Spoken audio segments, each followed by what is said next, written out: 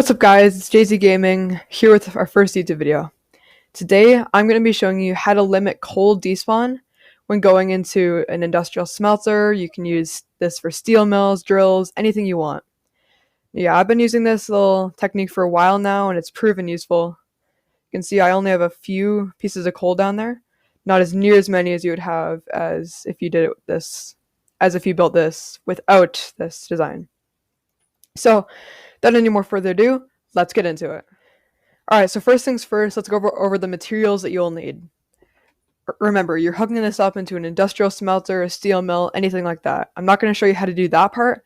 I'm only going to show you how to limit the despawns.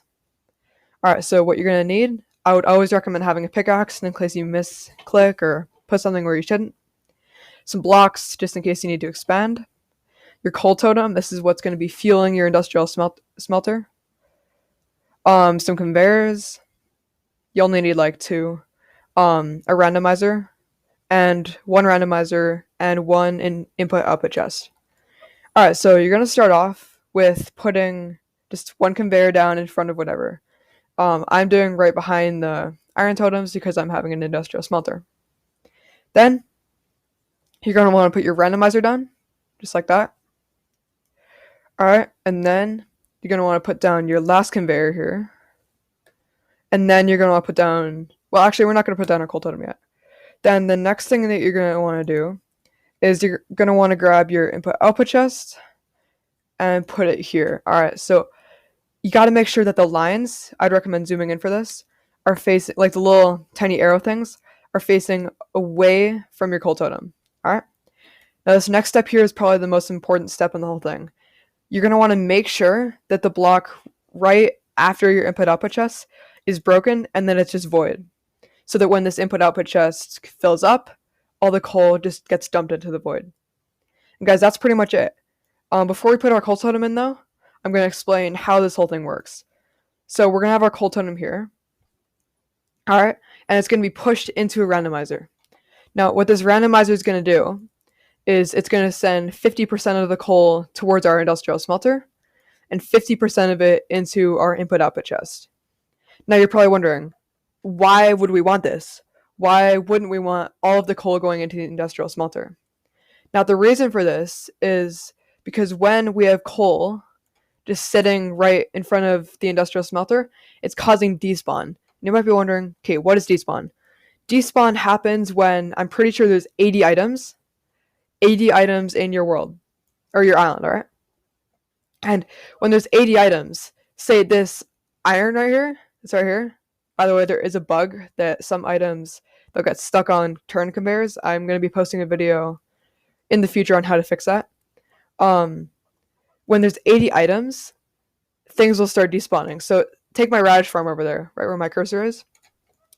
If I had, say, 80 pieces of coal just sitting in front of this industrial smelter, radishes would just start disappearing from that farm, and it would slow down the rate because there's too many items. It would cause your game would just start lagging out.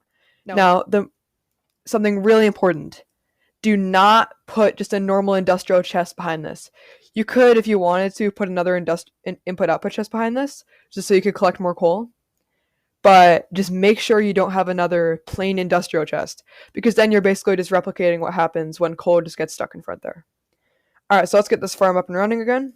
Let's throw down a coal totem there. Now, just something to point out, it is going to take a minute to start, I guess you could say, functioning, because this coal totem needs a minute to start producing coal. Alright, so as you can see here, the input-output chest is starting to fill up. Now, in my experience, it's a little weird. In my experience, some of the items go right before they go straight. So that's just going to happen for a little bit. This next coal should go forward.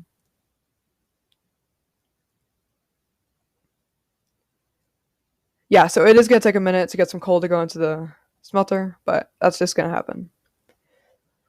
Now let's talk about the input-output chest for a minute. So when this whole thing fills up with coal, this whole inventory right here, 30 coal can go in each one. So when there's like a total of like 900, I don't know, whatever it is, the amount of coal in here. Here, let's just Here, I got lots of coal.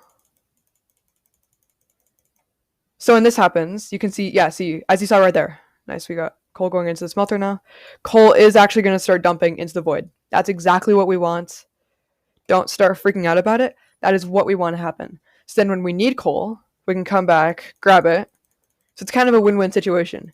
We're not getting despawns, and we're collecting coal at the same time, and we're powering a smelter. So as you can see, our smelter's cooking stuff up, our farm's running again. This is great. Yeah, so this is a very efficient way to stop despawn, and I would highly recommend that each of you use it. Alright guys, so that's how you limit despawns on your island. I really hope you enjoyed. Peace out.